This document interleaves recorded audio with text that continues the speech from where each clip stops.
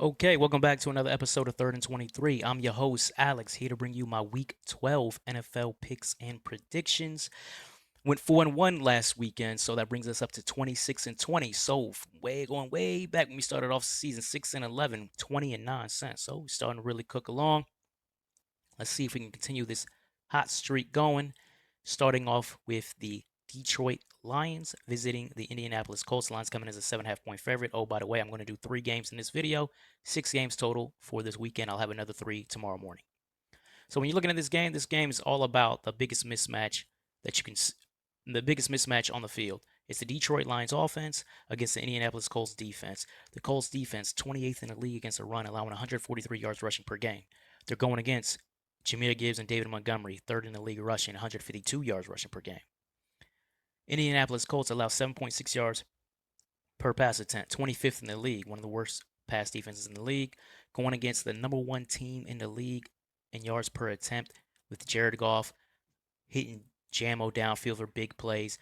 Amon-Ra St. Brown catching a ton of stuff underneath and intermediate. Laporta, Gibbs out the backfield. This is an offense that is moving.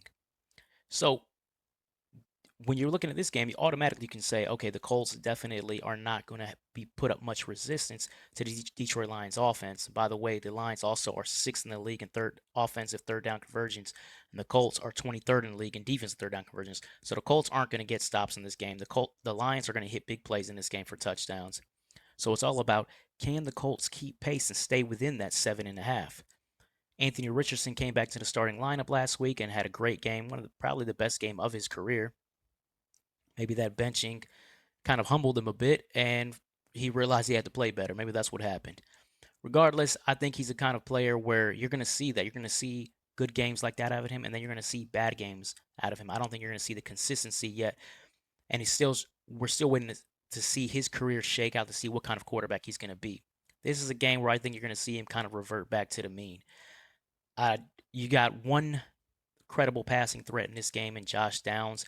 Michael Pittman is basically non-existent, and I don't think you're going to see Josh Downs take off for a $150, which is what's going to be needed to keep pace with this Lions offense, right?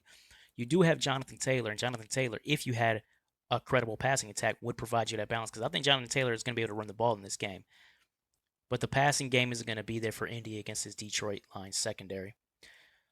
They're not going to be able to keep pace with the Lions, so I think the Lions are going to drop another 30 plus points in this game, and I just don't see Indy getting much more than 17 or so. So go ahead and give me the Lions. I'm going to lay the 7.5 as I don't think the Colts have the firepower to keep pace with the best team in the NFL. Next up, we're going with the Tennessee Titans visiting the Houston Texans. The Texans are an 8-point favorite. The Tennessee Titans are one of the worst teams in the NFL. They are the second worst team in the NFL according to my power rankings. We're talking about a horrible, horrible offense. Maybe the worst quarterback situation in the league, whether it be Will Levis or Mason Rudolph. They just haven't gotten any production from that position. It was Will Levis last week. Probably be Will Levis again this week. Doesn't really matter. Their only credible threat outside is Calvin Ridley, and Calvin Ridley kind of only shows up half the time, right? So, and against a Houston Texans defense, third in the league and allowing 6.4 yards per pass attempt, ninth in the league, allowing 108 yards rushing per game. You're not going to see much offensive scoring for the Titans, and that's par for the course. As you can see, the Titans have scored more than 20 once this entire season. So we're not talking about a Titans offense that's going to keep pace in any kind of shootout with Houston. And Houston, while C.J. Stroud hasn't looked as good as you thought he would look coming off of his rookie year, he still has had strong moments. He's got Nico Collins back, and this is his second game back. Last week against Dallas was okay, he's back. Now this is Nico Collins' second game back. You got Tank Dell. You got Joe Mixon running the football. I think you're going to see C.J. Stroud and this Houston Texans passing game be able to find some success through the air despite the Titans' high-ranking pass defense. Because I think when you're talking about the Titans' high-ranking pass defense, it's mainly due because they're usually trailing and teams are running the ball against them. And you're going to see that in this game. You're going to see Joe Mixon hit some plays against them on the ground, but because they're going to be focused on Joe Mixon, I think you're going to see some play action, downfield throws from Stroud in this one. So I think you're going to see great plays by Stroud, great plays by the wide receivers of the Texans, and great play out of Joe Mixon in this game. The Texans have scored more than 20 in 8 of 11 games. This right here looks like a mismatch on paper. I expect it to be a mismatch on the field. So I have no problem taking Houston and laying the 8. I like Houston to win this game by roughly 17 or so. And the final game in this video is going to be the San Francisco 49ers visiting the Green Bay Packers. Packers are 5.5-point favorite. One of the reasons the spread is the way it is because of the injuries on the 49ers roster. This should have been the game of the week, but you've got no Nick Bosa. You've got no Brock Purdy. Trent Williams is questionable as of me making this video on Saturday night. Not sure if he's going to play or not, but that's not going to really make a difference on who I decide who I would pick to win this game. When you're going with Brandon Allen at quarterback, this is his first year with the 49ers. He was out of football in 2023 and is a 56% career passer. Why is all that important? Well, if he was out of football last year, means he hasn't played football in about 2 years. And in 2022, I believe he only played in one game. And then he hasn't, he's not taking reps with the ones. When did he start taking reps with the ones? Maybe last week, maybe this week. So he doesn't really know that 49ers offensive system inside and out. He doesn't have his time with the wide receiving core with the guys he's going to have out there.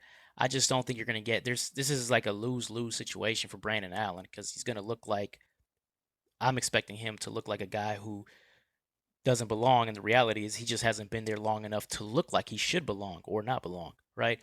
So then when you're looking at that quarterback situation for the 49ers, basically a guy who has been out of football for 2 years, versus Jordan Love, 5th in the NFL, 260 yards per game, 6th in the NFL, 8.1 yards per attempt. This is a huge mismatch in terms of quarterback for both teams.